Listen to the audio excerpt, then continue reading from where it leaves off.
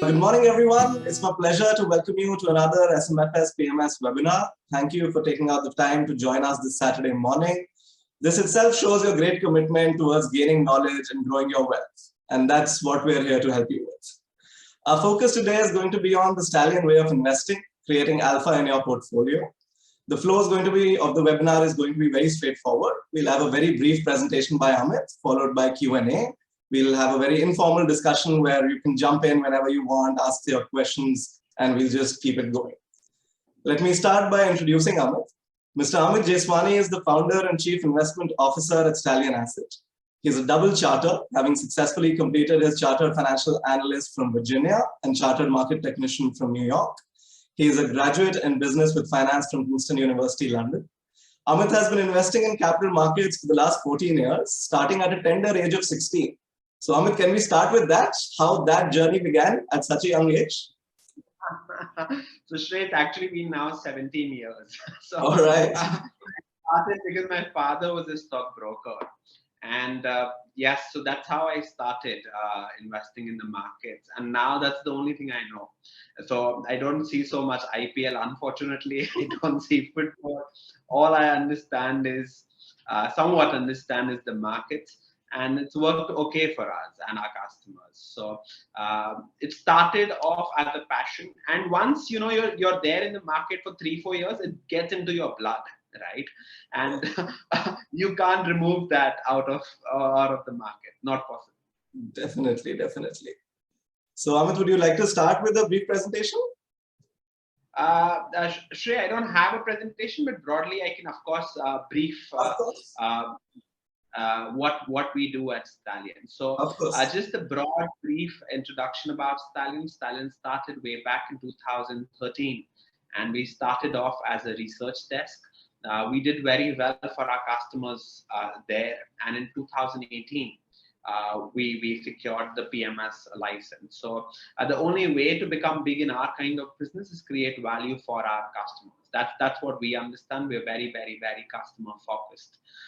In 2018, the first full year, that is 2019, we were up 27% net of fees versus 6% for the benchmark. We beat the markets by about 20%. In the second year, that is 2020, which was the COVID year, we were up 41% net of fees versus 16% for the benchmark. That was the second year. We did well, and we beat the markets by 25%. The third year, 2021, we broadly were up 40% net of fees versus 30% for the benchmark. So we beat the markets by broadly 10 percentage points. This year we're down 8-9% year to date. So that's where we stand overall. We've broadly compounded our customers' capital at 28% since inception. Now the first question which a lot of people ask me is that, did we take a lot of risk to generate these kind of returns? The answer to that question is no. In fact, our portfolio beta, which is our measure of risk, has been 0.84 against Nifty 500, which is our benchmark, and it's been 0.77 against Nifty 50. So we've taken way lower risk than the benchmark, yet we have comfortably beaten the benchmark by a large margin. How do we do this? We typically invest in 4 sectors: consumer, pharma, technology, and financials. We believe consumer and pharma are not so much linked to the economy, and they will help us in bad times. And this is what data over the last 20 years shows you. Whereas financials and technology will be the growth drivers of, and for any emerging market or even developed markets now, the largest profit pool accumulation happens in technology and financials. I'll give you an example. Nifty 500 total profit pool is 6.5 lakh crores in FY21. Out of that, technology is 91,000 crores. And in that 91,000 crores, you have your TCS, which is 33,000 crores. You've got Infosys at 20,000 crores, HCL at 11,000 crores, Wipro 11,000 crores. Then you have your LTI at 2,000 crores. So that's how the profit pools are broadly divided. In every large nation, be it China, be it US, technology as a percentage of all profit pools are closer to 50%, between 40 to 50%, depending on which market you look at. India as well, the total profit pool I said of Nifty 500 is 6.5 lakh crores. In our humble opinion, that profit pool from 6.5 lakh crores will move to 17 lakh crores in next 10 years. Okay, broadly 11% compounding of profits is what this is. Now we as investors need to find out which are those companies who will get that incremental 11 lakh crores of profit. Which are the, and that is what our job at Stallion is, to find companies, and we divide our portfolio in two parts. One is the hyperscaler part of the portion of the portfolio. These are companies which grow at 20, 30, 40%. Okay. Every industry in India grows at 12%, right? A great company is one which can grow at 2 times, 3 times faster than the industry growth, gain market share, and yet it is a leader. So I'll give you an example. Everyone looks at a shark in an ocean. What you want is a leader in a large opportunity size. What we look at is hungry sharks in an ocean. Okay. We don't, example, we will not buy a Maruti because Maruti is 55% market share of the total industry, right? So Maruti possibly cannot grow at more than the market, right? What we want ideally is companies who are 3, 4, 5% of the market. They are market leaders and industry growth is 10, 12%. And these companies can consistently year over year grow at 25, 30, 35, 40%. So those are the kind, and that is where largest wealth creation happens. That's the hyperscaler part of the portfolio. If you look at last decade as well, let's take last decade. Who were the largest winners? The largest winners of last decade were companies like Bajaj Finance, Astral, Relaxo. These companies went up multiple times, right? Avanti Feeds. These companies, all these companies were market leaders. Without market leadership, you will not have large market capitalization. That's a key thing. So we look at market leaders, but we also look at scaling up, the ones who are scaling up. So we will, in our hyperscaler portfolio, part of the portfolio, we will not buy companies which are growing at 10, 12, 15%, because that is what market growths are, right? We want higher growth in, so we are growth investors by nature, but growth at, with a few characteristics. These companies need to have very high ROIC. So for the markets per se will always respect companies who will grow faster than the typical industry. So yes, so that is how we do it in all our portions. So in consumers, we don't have so much FMCG. We are more focused on building materials and retail, right? Building materials did well last decade as well. It will do well this decade as well, because building materials were growing at 12, 14%, even without real estate recovery last decade. This decade, we do expect at least the velocity of real estate recovery to happen with great space. So retail, you get same store growth. So so an HU or a Nestle will probably grow at anywhere between 8% to 11%. But if you go and understand retail, your same store growth is 8-10%, and then you keep adding new stores. And retail is very nascent stage, I would say, in India. Organized retail. No one player is more than, like, the biggest retail, if you think about it, Titan 6% of the industry. DMart is 0.5% of the India's retail market. So these companies, for a very long period of time, will keep growing at very, very decent rates. In QSR, you can find some names. QSR has given more returns than technology also in the US market for last 30 years. And you can break that data up every 5-6 years and you'll see QSR give. So retail is a very good space. In financials, we don't try to go very small cap, right? We don't believe small cap have an edge in financials, right?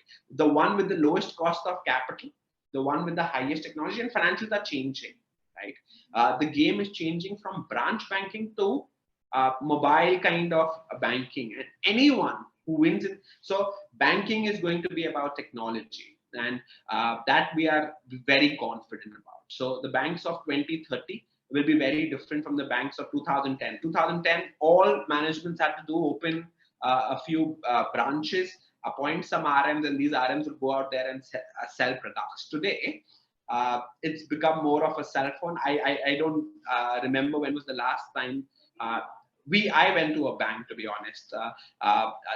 It's gonna be more of technology, and but yes, so financials typically grow at 1.3 to 1.5x your nominal GDP growth. Okay, so in India, your GDP growth is 6-7%, 5% odd inflation. Credit in India will grow at 14-15% for next 1 decade. Now, if credit grows at 14-15%, you need to find companies who can grow faster than that. But in a banking kind of business, it's not just growth. It's about making sure that you can get the money back, right? Only the last 2-3 EMIs that you pay is what is profits to the bank. Till that time, till like out of 60 EMIs, the last 3 EMIs is what the profit is. If a bank doesn't have the ability to get those 3 EMIs, then it's just made a lot of losses. So that's on the banking side. On pharmaceutical and Make in India, this is one thing that we are getting aggressively more bullish on. This I would replace now pharmaceuticals by Make in India. Make in India is something which at scale, I believe that China plus one, which so if you think about it, now we call it China plus one. 4 or 5 years back, we called it Make in India, and we've never been very convinced about this entire theme. But growingly, our understanding is, except a few quarters of margin pressure because of commodity prices, this theme is here to stay. And Make in India as a story, be it from electronics, be it agrochemicals. We've got new companies which have got listed there, which have 40-50% ROEs, and they're trading at 14-15p multiples, right? And they have a very strong growth track record. So there are a lot of opportunities in Make in India as a story, I would say, from electronics to agrochemicals. Yes, these and chemicals also, but you need to see like chemicals. Every chemical itself is a sector, so I would not broad base the chemical. A phenol is very different than someone who is doing ABS chemicals in the chemical basket. So you need to understand every basket. But Make in India as a theme, I do strongly believe that game is going to get started, and it's going to get started in a very large way. So what do we not do? We do not do companies. So what we want is predictable, scalable, durable growth, right? If you can get that, and it needs to grow year over year. If it grows 2-3 years and it doesn't grow, or growth falls down, you will see very large drawdown in stock prices. Typically, our clients are very happy if we can compound their capital at 18 to 25%. That's what we target. In a 10-year period, 18% compounding will do 5x their capital and a 26% compounding would make it 10x their capital. Typically, this is what our goals are. Of course, this is not a guarantee, and we do expect 2 large drawdowns to happen in a 10-year kind of period in the markets, and we'll have to go through it. That's how we've done the thing. But our portfolio is low beta. Coming back to our approach towards what are the kind of companies that we select? There are 2 kinds of companies which we love the most. The first one, I would call it reinvestment modes. Companies who generate cash flows and can reinvest a large part of that cash flows at very high ROIC. I'll give you an example of a farmer. If a farmer has 100 rupees today, okay, he's a smart farmer, he generates 33% ROIC. That means in year 1, he gets 33. Year 2, he gets 33. Year 3, he gets 33. At end of year 3, if he has a very large opportunity, all he has to do is buy one more land, right? Assuming he gets, he does 33% ROIC there as well. In year 4, he'll make 33 from land 1, 33 from land 2. In year 4.5, he'll have 100 back, right? 16 from both the farms, and he'll buy one more farm. This is exactly how great businesses are built. Something like a D-Mart, which is part of our portfolio. I know a lot of people call it expensive and all that, but we've been buying from day one of our fund, basically. So this is one stock where 100% of cash flows are getting reinvested at 25-30% ROIC. If you can get that for a very long period of time, so the number of D-Mart stores now is about 280 stores. The number of Tesco stores in the UK has a population of 6 crore people. There's 3,900 stores. The number of Walmart stores in the US is 4,900, and the population of US is 32 crore people. So you have a very large opportunity in front of you, and you bet on the leaders. When you do that, and if you have growth of 25, because you get 8-10% growth of the inflation and premiumization, which an HUL gets, plus you get new store addition. So these are the kind of companies, I can give you more examples, but where you are consistently reinvesting capital at very high. Now, when you give high valuation, what you have to see is that how will this story get impacted, right? High inflation, no problem, right? Because you can pass on inflation. You're just a retailer. Low inflation, no problem. Modi, no problem. Mayawati, no problem, right? Joe Biden, no problem. Donald Trump, no problem. So if you get that conviction that this you get very high industry multiples, and that's why consumer companies trade at very high multiples compared to other industries. The second kind of companies that we buy are companies which don't need capital to grow. Okay, these are companies like tech services. Okay, I'll again give you an example of a farmer here. Okay, the farmer has 100 rupees. He assuming generates 33% ROIC in year 1. That means he gets 33 rupees cash flow back. Now, if I tell you the farmer is very smart and every year he can grow his land by 20% or grow his yield by 20% without investing capital, then it's one of the best businesses to be in. Basically, every year he gives us that 33 back. Next year he'll give you 40 back, because all these are dividends, right? And these are asset-light companies in the tech services place. Companies in the FMCG space, they don't need capital. Infosys doesn't need any capital to grow. Persistent doesn't need any capital to grow. All it needs is computers, right? And if you have a large opportunity, so the total IT spends are $3 trillion in the world.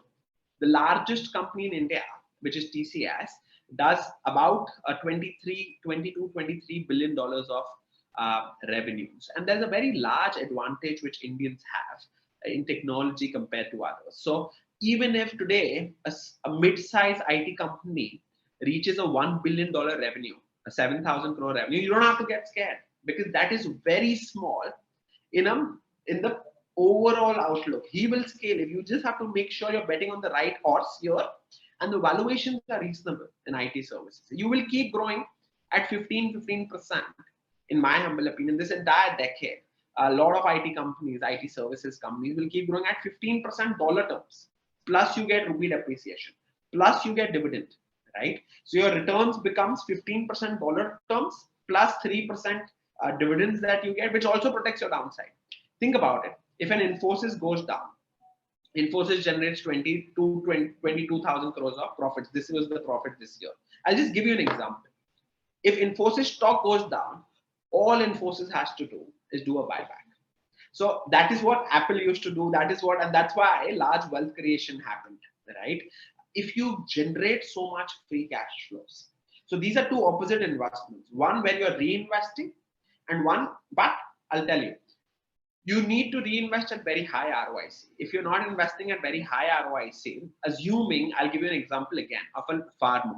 If a farmer has 100 rupees today and he's investing it 12% ROIC, okay, that means year 1 12 rupees, year 2 12 rupees, year 3 12 rupees. At end of 8 years, he will get the 96 back. Right? This is very slow compounding. So these companies who do 10% ROIC, 11%, they look cheap, but then they may not be cheap when you think about what will happen 3 years ahead. So that is what we do basically. We are, and what we look out for is low beta growth. So I'll give you an example. Let's take an example of Bajaj Finance. Okay, just random example I'm taking. Bajaj Finance also grows at 25%. DMart also grows at 25%. Okay. Bajaj Finance is a leveraged business to grow, and it grows at 25%. Right. DMart is a non-leveraged business which grows at 25%. It becomes a low beta growth and it becomes a high beta growth. Right. Not all growth is equal. The sustainability, Bajaj Finance might get impacted by very high NPAs and all that.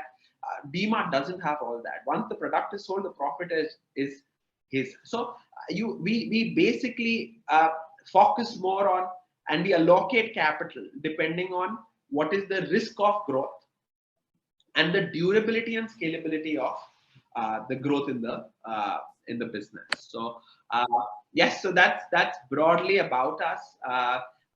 We look to do decent low beta compounding. We're not the high risk, high return kind of people. We are, I would say, reasonable risk and decent returns kind of portfolio is what we look out for. So Shrey, I don't know, like if I've covered, I can go deeper. You can, of course. No. So you covered a lot about what you're looking at. So can we speak to some things of hygiene factors which you're completely against, that things like this are flags that you want to avoid and things that you don't want to enter the portfolio? So we typically don't buy B2G. We've never bought B2G. So we don't believe B2G is business to government. So we don't buy companies who deal with government because they all go under litigation and money never comes back, right? We don't do G2B. So we don't believe that government typically in 95% times are very good allocators of capital. They're used for social goods, but they're not great for minority investors. That's not their priority. We would bet on an entrepreneur who's or a private equity who is running the show and whose interests are aligned with our interests. In the government kind of companies, they're good for social things, right? And not for this thing. We don't do commodities. So we don't believe we have the ability to predict commodities. So things which cannot be predictable are very tough to be invested. We don't believe we can consistently invest in companies who have 70-80% drawdowns and then come back. So you go more wrong than right. So we don't have any, let's say, commodities or steel in the portfolio. We don't have sugar in the portfolio. Right, wrong, that is how we are. We invest largely in four sectors: consumer, pharma, technology, and financials. We will not get out of our zone of understanding of predictability, right? So we need predictable earnings, scalable earnings in the portfolio. We don't want shocks and surprises. Of course, in markets, you get shocks and surprises every 2-3 years, but we know that our things will eventually bounce back. So I'll give you an example. If you go wrong in a consumer company, okay, let's say you went wrong in a VIP, okay, you bought a VIP, okay, and 2 years COVID was there, no one was traveling, but you see things come back to normal in a consumer kind of company. That same thing in a commodity like business, you are not 100% sure because they're very, very, very heavily leveraged. And where you have leverage, we try to avoid it, because in India, to be honest, to get the 20% returns, you don't have to do all these crazy investing ventures. You will still do the 18, 20, 23, whatever that percentage that we do without doing all this. Then why do we do this? What's the upside of doing this if you know you're going to lose it all. So the whole game of investing is not just to make money. A lot of people will make a lot of money in a bull market, give it back in a bear market, and your entire compounding goes for a toss. So the idea is not just to get rich, the idea is to get rich and stay rich. So I think Mr. Ravi Garg had a couple of questions. Should I just ask him? Sir. Yeah, sure. Yeah, thank you. Thank you, Shrey, for giving me this opportunity. Mr. Amit, I just wanted to know, you were saying that you are looking for hungry sharks in the ocean. So with that definition, why we are not looking for investment in green energy sector? So green energy, we don't have many players, to be honest. All we have is Adani, who's aggressively there. You've got Reliance who've invested, but Reliance got many other businesses as well. So you'll have to buy it as a whole basket. We ourselves don't have any good understanding of where to get, who's the leader. So I'll give you an example, Ravindraji. Everyone was very bullish on wind energy in 2007, right? But there was no market leader. Suzlon was doing well. There was no market leader in India who was, or the world. And for last 15 years, everyone, literally, if there were 200 startups who were doing that, 1950 would have gone bankrupt. So that same thing is applicable for electric bikes. Okay, electric bikes. There are at least 45 companies which I know who are trying to solve for this. So bikes, which was a 3-player market of TVS, Bajaj, and Hero. Honda, basically 4, sorry, Hero and Honda became separate, but 4-player market has now become a 45-player market. Everyone is trying to solve for, be it Ola, Joy Bike, Ather, Ampere, I don't know, so many companies. So we don't want to be. I'll give you an example. Let's take an example of LED lights, okay? Or like Dixon Tech. I'll give you an example. So, or let's say ACs. There is cutthroat competition in ACs in India. There is LG, Samsung, Voltas, Blue Star, Hitachi, O General, Daikin, 8, 9, and there is no unorganized market. Okay, we will not buy that market then. What we will do is we'll try to find the manufacturer of that component. If there is one player who's making 60% of India's ACs, okay, and all these guys are buying from him, I would prefer being there, right? So that is how. So even if there is in very high competition, Ravindraji, you will not be able to create a lot of value. You need to be in companies where you're market leader. So I believe India, let's say in India, there are only 60 lakh ACs which are getting sold. Okay, only 4% of Indian homes have an AC. That's a very small number, and AC is the only appliance where you probably have 4 ACs in a house, or 3 ACs or 2 ACs in a house, but you'll have 1 refrigerator, 1 microwave, 1 fridge. So there's a very large opportunity which is happening in the AC market. And then if you can find companies, the right kind of companies, and this same thing was there in China also. In 1997, China had 5% penetration of ACs. In year 2003, it went to 70%. So from 4%, it went to 70% in that 8-year period. That same thing will happen in India also, but you need to make sure you're not in a very heavily contested market, because in very heavily contested market, typically no one makes money. Amit, I got your point. What I was referring to, maybe like AC is one part, but maybe the CNG, LNG, they are all hungry sharks, and they will grow exponentially in times to come. So we were speaking to one company. I'll give you, like, since this is just a private call. So we were speaking to EKC. Okay, they are into cylinder, which is used in CNG, and they are CNG and LPG, and they are 50% of India's market share of CNG. And is that the theme that you're speaking about? Yeah. Or you're speaking about Gujarat Gas and Indraprasth and all that type of? Not Gujarat Gas exactly, but like your H Energy, Total, They are very much in CNG business and LNG business. They are putting up H Energy. They are putting up lot many terminals for importing LNG. So they But are sir, looking it's for tough to, how do we bet on these stocks? okay. There are no, like Adani Total is listed, but we'll have to buy it at 3 lakh crores. So we don't find the valuations very reasonable there, or it's beyond our understanding, to be honest. So Adani Total will be very tough for us to justify at 3 lakh crores, like market cap. I'm not saying total Adani. Like okay, means just that was my thought process. So we Thank were looking at new themes, but we will not buy a new theme without market leadership. So I'll give you an example.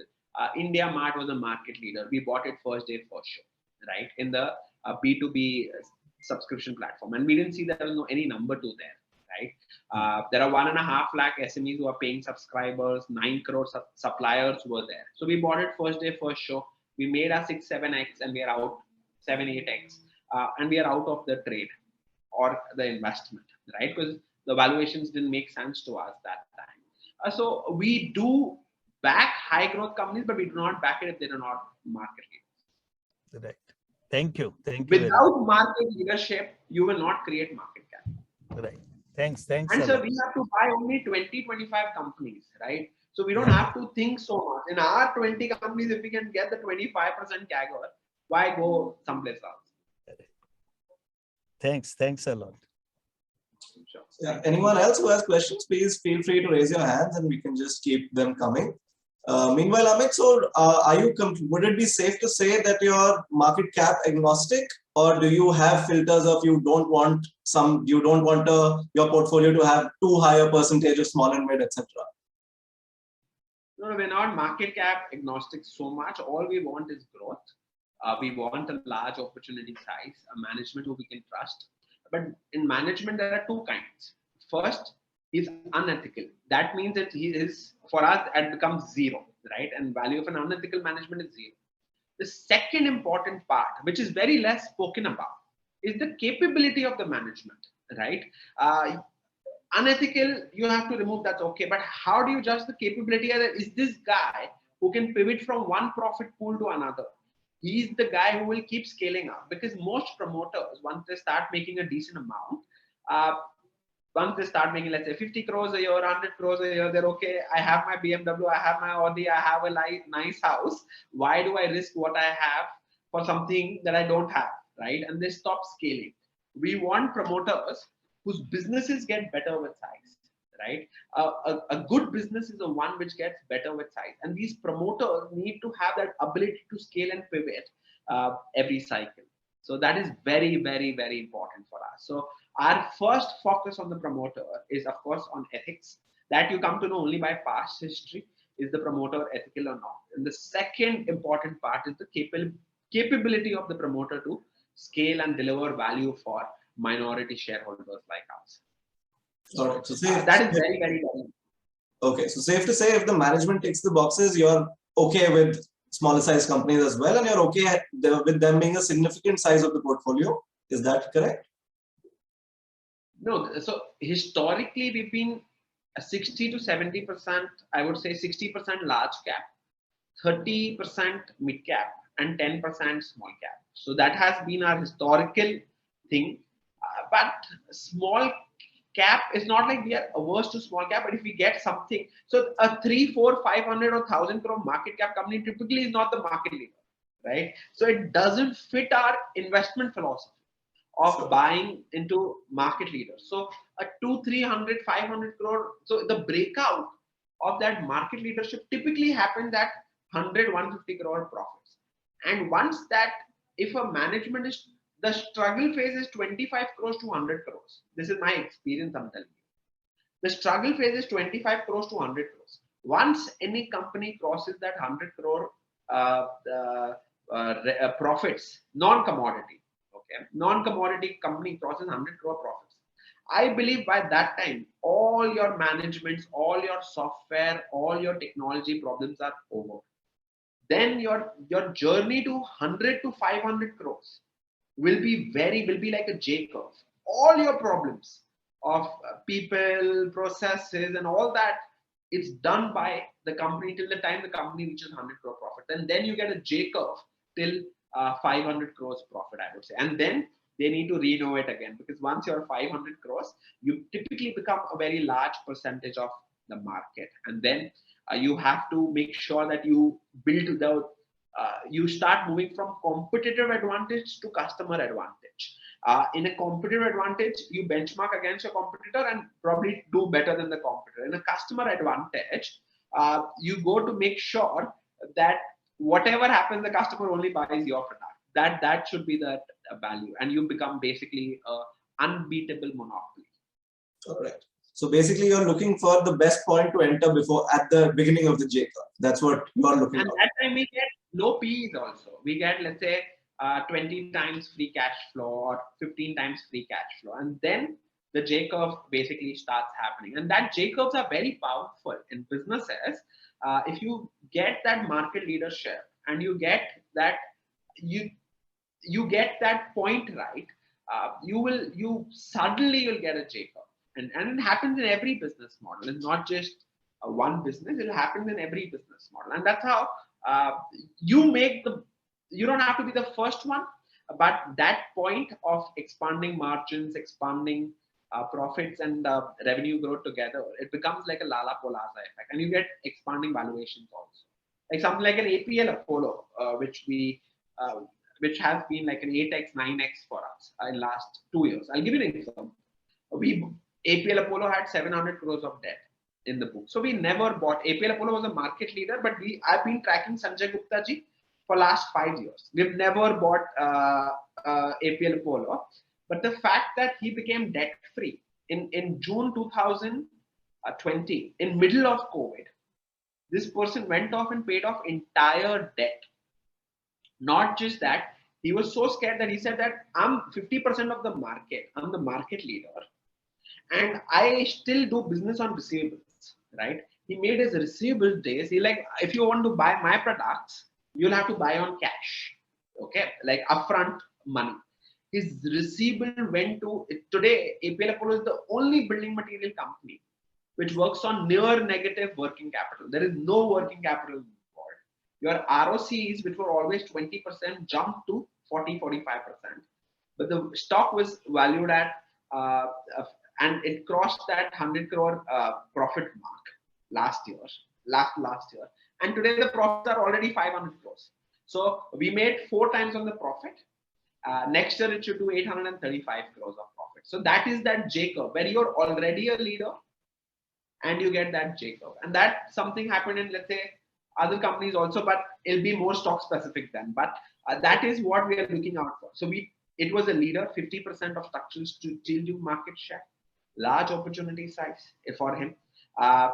In building materials, I'll tell you, okay, in building materials, once a leader, always a leader, right? You don't look for companies who are very small percentage of the market, because there you will not make money. In building materials, something like a Polycab, okay, it is the market leader. It does revenues of 10,000 crores. KEI does 4,000 crores. Havells does 3,500 crores. The entire industry size is 45,000 crores. In building material, market leader will not change. Think about how many market leaders have changed, because building material business gets better with size. So your market leaders will never change in building material, not just in India. You look the same things in US, you get the same building material companies in China, and they're all 40, 50-year-old companies. They are not new companies who come, because when you're, let's say, buying a wire, okay, and let's say some other random company is 2% cheaper than yours. Let's give you an example of Polycab. I'm just giving you as an example, not a recommendation. We might have vested interest, but 10% is, let's say, 10% is, let's say, the PAT margin of Polycab. Polycab buys 10,000 crores of copper a year, right? If I come with Amit wires, okay, I will have to first pay 1-2% extra for my copper. If you're buying such large quantity, you get 2% cheaper. If my dealer margins for Polycab is 4%, if I come with Amit wires, I'll have to give my dealer 6%, because 6-7%. Or why will the dealer keep my stuff, right? My production cost will not be the same as Polycab's production cost. So in a building material kind of scenario. Okay, you will, and think about it. What if my quality goes bad? How the cost of example, you buy some random cheap buyer. If the buyer has some problem, you will not break your entire house.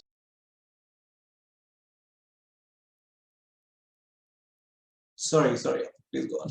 Yeah. So these building materials you have to see, like Kajaria in the tiles space. There is virtually, look at who's the number 2 market cap. There is no number 2 market cap in the tile space in the country. I would say that, like Kajaria, so in market leaders in, but here you don't see So basically, in building materials, market leaders will not change so easily. In fact, they will keep gaining slowly market share every year. Like Polycap gained of the organized market, he gained 4% market share and 6% in last 3 years. All right. So a theme that you also mentioned, the PLI and manufacturing space, and we got a question during the webinar registration. So how are you planning to play the manufacturing space, and what are your thoughts? See, first is that there are PLIs across. We played the electronic PLI very well. We did that. I would say now it's a game of consolidation and what next execution happens for the electronic PLI, because that was the first 40,000 crore PLI which came. Okay, now we have to see the further execution of that PLI. We're already seeing the electronic PLI game, which is now consolidating. There are margin pressures, this, that. What we are looking at is auto ancillary. The total auto ancillary profit pool in India is 7,000 crores. The PLI scheme is total auto ancillary profit pool in India is 7,000 crores. Out of that, Motherson Sumi is 1,300 crores. MRF is 1,100 crores. Balkrishna does 800 crores. So Exide does 600 crores. Amaraja also does 600 crores. Broadly 7,500. I'm just telling you from my own memory. I can be wrong by a few hundred crore. Of course. The total auto ancillary PLI is 26,000 crores, right? Now, and this is largely for the export market. India wants to be a hub in, so anyone who can execute this. So if your incentives in the next 4 years is more than the profit pool, so you can basically understand the kind of profit pool expansion that will happen. Also, the first thing, signs are clear. You've had since 2018, the auto sales are down 40%, right? Two-wheelers are down 25% and four-wheelers are down 40%. After that, there are some auto ancillaries who have increased their revenue share. Okay, basically, even when the industry is going down, there are many auto ancillary companies who have increased their revenue. That is where you have to focus on. That in bad times, who were the guys which didn't get impacted? And now PLI will act as an export trigger. Now, outside India, India is the largest two-wheeler bike, even larger than China. Now, is the largest two-wheeler manufacturing or sales also happens in India. We already do about 2 crore two-wheelers every year. The big game is not two-wheelers. The big game is, of course, the four-wheeler part and how we can make for India. That is where the largest and focus. There are only 5, 8, 10 companies actually who do exports. So we are looking at that side, and they've got PLI license. Once the execution starts, I believe there'll be a Lala-Pola.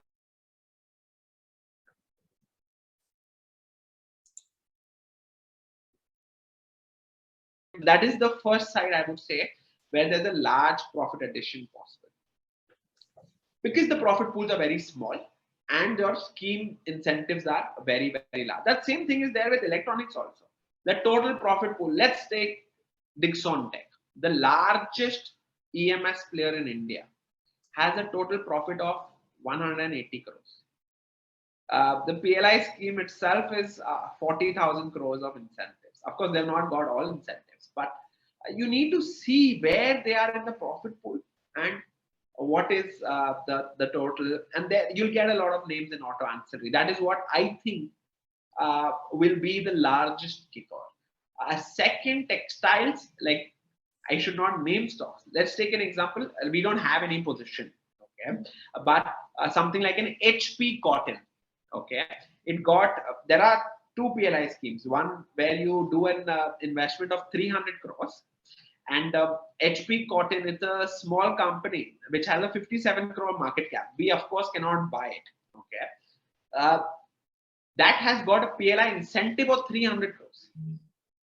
The total profits the company has done is combined is 25 crores. We don't understand that part. That how is it possible that a company whose revenues market cap is 50 crores getting a 300 crore PLI incentive? Like of course we were surprised, but we look at data, and data will tell us where to be, where not to be. So we're looking at everything. But in food, we don't have many listed companies who've got it. It's all the Britannias and everyone who've got it. And Nestle's, but that will not impact their P&Ls in any material ways, I would say. So you need to look where incentives are large, market cap is small, companies are good, and there's an expectation of that profit growth happening. But you need to focus on those 10-15 players now in the auto ancillary space very carefully. All right. We don't have any exposure yet, but we are also basically looking out. All right, I'll just give it to Gautam for a question. Hi, Amit. Hi, Shrey. Okay, my question is specific to regarding a particular stock, which is Yes Bank. Okay, what's your view on its long-term scope for this particular stock? My apologies, my sincere apologies, Gautamji. I don't even track what is happening in Yes Bank. So I don't even know the price. So it's not like I won't be, I know it's anywhere between 10 to 15, but beyond that, I don't even track Yes Bank. So very nice. I'm very sincere. And any views on Jet Airways? Jet Airways, sir, I don't track. So if the airline is not even there, so why should we be in that? The airline doesn't run. It's very tough to create any value out. They are in default, sir. 8,000, 10,000 crores with the debt. In India, only you get Kingfisher Airlines. You should trade 7 years after Kingfisher was not there. But Jet also, there is only speculation, sir. There's no cash flows. There's no this. Sure, so you can buy new airlines if you want to buy airlines. Buy Jet. Yeah, that's there. Yeah. Thank you. Thank you. So Amit, a common question that we keep getting now, this moves away from stock selection, more towards portfolio construction. So a lot of our clients are still on the fence when it comes to switching from mutual funds to PMSs. So what your thoughts or advice would be on that? So I would say that mutual funds are better than FDs. PMS, you're taking a bet on a person. Most PMSs are, I would say, a person and an organized, driven, where you have massive skin in the game. Okay? It's not like professional money, I've got a salary attached. The only way I can grow, and Stallion can grow, is if I create value for you. Our motivation, so there's no large difference, to be honest, between a PMS. It's just that PMSs are more like every quarter we have a con call with our customers. It's more personalized that way. And we keep telling what stocks we did, what stocks we bought in the portfolio, what we sold. Take an PMS investment as example, investing in a restaurant. Okay. You have invested 1 crore in the restaurant. Assuming, I'm just telling you, your goal is that your restaurant will become 5 crores to 10 crores in a 10-year period. Okay. There will be 2 bad years for sure. But you are in business, you had COVID bad time, what you did? You still stayed in the business. Right? You will have 2 bad years for sure. You can see what galla is happening at any given point of time. You can just log in and see that what cash flows, what galla is happening at any given point of time. At end of every quarter, I'm the manager of the restaurant. At end of every quarter, I come to you and tell you, this is what we have done. These are our returns, these are the risks, and these are the changes that we've made in the portfolio, why we have made those changes, how your money is managed. Virtually everything is told to you, so you have a better understanding of where your money is getting invested, because you are the owner of the restaurant, and I'm just the manager of the restaurant, and Shrey is the Zomato, so he's telling you which restaurant is a good restaurant. So he's always there to guide you, and yes, so that is how your entire this is the largest, I would say, difference between the PMS, and there is skin in the game, right? There's very large skin in the game.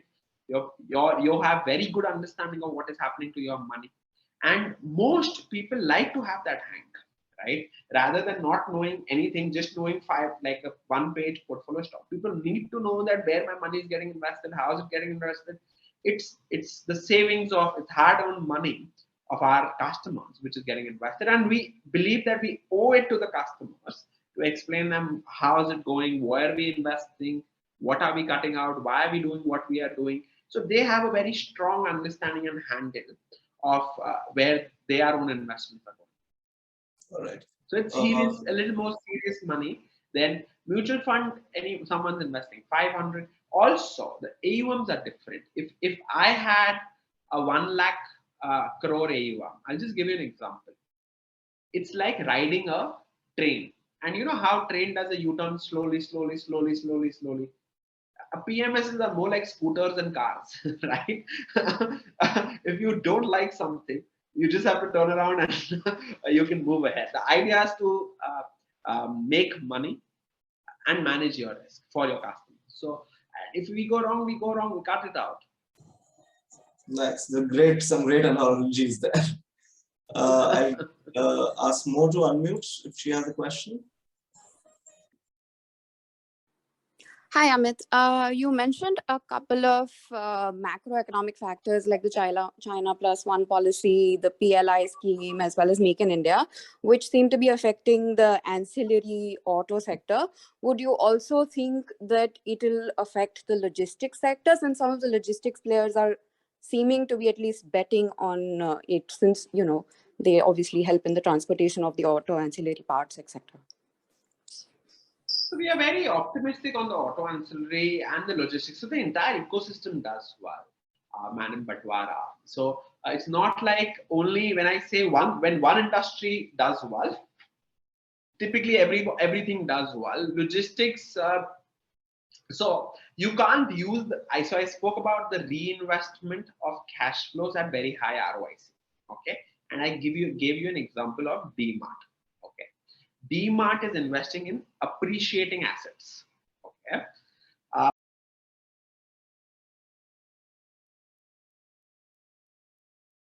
Sorry. Let's take an example of a logistics company. It is actually, if I have 100 rupees, that 100 rupees I'm investing in a truck. Okay, assuming that truck has a 10-year longevity. Okay, let's assume the truck has a 10-year longevity. Okay, that means I have to make sure that ROIC is 30-35%. And typically in logistics, the ROIC that we are seeing, because you're investing in a very depreciating asset, right? So we don't like so much logistics as a sector because they invest in very fast depreciating this thing. But we like if any companies can create a asset-like model, like something like a Shiprocket, right? Shiprocket has created, I don't know if anyone uses it, but Shiprocket is just an aggregator of so example, if Bombay to Delhi, you want to send a parcel, Shiprocket will say that Gati is offering the lowest price. He will give that order to Gati. And so the customer benefits, Gati also benefits. Let's say I want to send a parcel from Bombay to Bangalore and Blue Dart is doing at a reasonable price. He'll give it. So logistics will always do well. 99% of logistics industry is unorganized. And being unorganized is not a disadvantage in this kind of industry because they're very efficient players, I would say. Logistics, we are looking at VRL is decent. There are only 3-4 companies. There is TCI Express, which is listed. It's a very good business. He has created an asset like So Chandan Agarwal has created an asset-light business in PCI Express. This is the kind of business I like. If you look at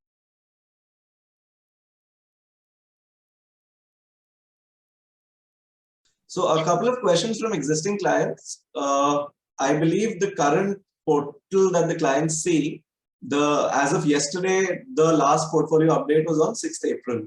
So any plans to make it something that's updated daily? No, it's always updated daily only because of the earnings season we made, because we're buying some stocks. Only when we are buying some stocks, like example, we're buying one stock in the portfolio and we didn't want to disclose that we are buying that stock. Only that time we make a lag. Typically, it's always fully shown to the customer. Okay. All right. Only when we are making some changes to the portfolio, which we don't want to disclose to the, like I'll give you an example. For last 15 days, we were buying Vedant, okay, like Vedant Fashion. So only because of those kind of stocks where we are buying slowly, and we think that the volumes are getting impacted. That is where we make changes. And when we are changing some large changes in the portfolio, that is where we make, so that it is for the benefit of the customer only. So that the execution price of the customer doesn't get impacted. Okay, sounds good. And what would your advice to the clients be with respect to the fixed fee model versus hybrid fee model? What would your advice to them be? See, historically, the fixed fee model has been cheaper. And this is what I believe, okay, that why should any client be sad if he's making money? Okay, the problem that we've seen that in very good years, the client is sad because he's paying higher fees. Okay, a client should not be happy if he's already made the selection of the portfolio manager. Okay, and the portfolios are not, so we don't even come to know which is fixed fee and which is like, we just see a person as an SACF. We don't even know the name. We know nothing about that customer. Now, once he's in the system, he's taken as every client is similar. There is no difference of customers, right? If he's already chosen the portfolio manager, then why does he want to give the higher performance fees, right? You are expecting yourself to be right, and why doubt your own stuff? That we've seen this over time, okay, that customers don't feel happy paying a large percentage of fee on a good year, and then they shift to the fixed fee model, which is not a good idea again. So both models are good. I would say fixed fee is more reasonable. I should not say it depends on the customer. We are happy with both, right? Fixed fee models are always more reasonable than the, if you believe the fund will do okay. Like even if the fund has 15%, the fixed fee models will beat the non-fixed fee model, and we'll do better. Yes, indeed. Over time. Indeed. So just for trivia, a very trivial question. So has there been any stock or a couple of names that have stuck through since the inception of the PMS that are still in the portfolio? So many. The core stocks have not changed. Okay. So many stocks have been same in the portfolio. I don't want to name them, but a lot of stocks are same since inception. The core stocks are same. I spoke about one retailer. I spoke about the bank and consumer part doesn't change so much, to be honest. The tech part, yes, it changes, of course. And yes, so those stocks have been same since inception. And they've been there for a long time, but yes. But some stocks will remain till the time they're growing. See, we don't think next 20 years. Okay, we do think 20 years, but when we take positions, we think next 3 years. That where will this company be in 3 years? It's okay to speak about 10, 20 years, but how will you know that you need to contain your risk? If you're not containing your risk, you are not a good idea. So we are very focused on this because market cycles are different. And what people like in 2010 is different. What people like in 2015 is different. What people like in 2020 is different. Not people like the businesses become such because of external, internal factors. You need to keep focusing on where you stand, and you have to be with the market. You cannot say that I will Like I personally believe that whenever I'm not with the market, I lose out. Okay, like and I have seen that being with the market makes more sense than being against the market. So while it sounds cool that you're not with the market and you're against the market and you're contrarian and all that, but you don't make money and you don't have a risk. Your risk is then unlimited. Sure. So advice to clients who would be entering today, would you prefer them putting a lump sum or through invest via an STP? See, I'll be honest, like whatever revenues that we made in March, we are investing in next 1 week, 10 days, okay, when we get the revenues and the taxation is done. But for a customer, I typically never have said that go STP. But now if a customer wants, he can go STP because I don't expect markets to move a lot up or like it will be volatile. So you can go STP, but I never go STP. Whatever money we make, we basically invest. But for me, it's an automated STP, right? Because every quarter, whatever we make, we invest in the PMS, right? So because that's the only thing we understand, and that's the only thing that we are very confident about, which will deliver very decent returns. But for a customer, if that's the only money that he's going to invest with us, then I would say that do an STP for next 5 months. We have a very nice STP. You can do it for next 5 months because the volatility is going to be here. I don't see volatility going away in a jiffy. Yeah, the volatility will be there for sure. So you can go by STP, no problem. Right. And while we're of course believers of equity in the long run, we want current customers and future customers to stay for the next 5, 7, 10 years. But what would you recommend as the minimum, absolute minimum time horizon for someone entering your fund? I would say you need to see at least one cycle, right? Every 4 years you have a bull market. You had a bull market in 2021. You had a bull market in 2017. You had a bull market in 2013-14 when Modi ji was coming. You had a large bull market in 2010. You had a bull market in 2007. You had a bull market in 2003. You had 1999-2000 Harshad Ketan Parekh bull market. You had a very large bull market in 1996 also. You had a very large bull market in 1992. So if you look fundamentally, every 4 years there's a very large bull market. You have to minimum stay from one bull market to another bull market. You cannot, 4 years I would say is the minimum time horizon. But the largest wealth creation happens if you can stay 2 cycles. So if anyone stays 2 cycles, your compounding goes to something else, because there will be times that we get it somewhat wrong, you'll get it somewhat right. But this is what, when I look back, like 2018 was a bear market, right? And I look at 2013, if my portfolio, where it was and where it is, you see times of growth. You don't see percentage. Then you don't speak about percentage, that the growth is, 100%. You say my growth is 15 times, 12 times, 8 times, whatever that number is. You speak in times. Yeah. In a 7-8 year period that I had invested 2 crores, that 2 crores has become 25 crores, whatever that number is. But you start speaking in times. You don't care about the percentage, but it looks very odd, saying that I'm up 1400% or all that. Yeah. So you start speaking in times, and that happens in the second bull market. So an 8-year period is a very nice period.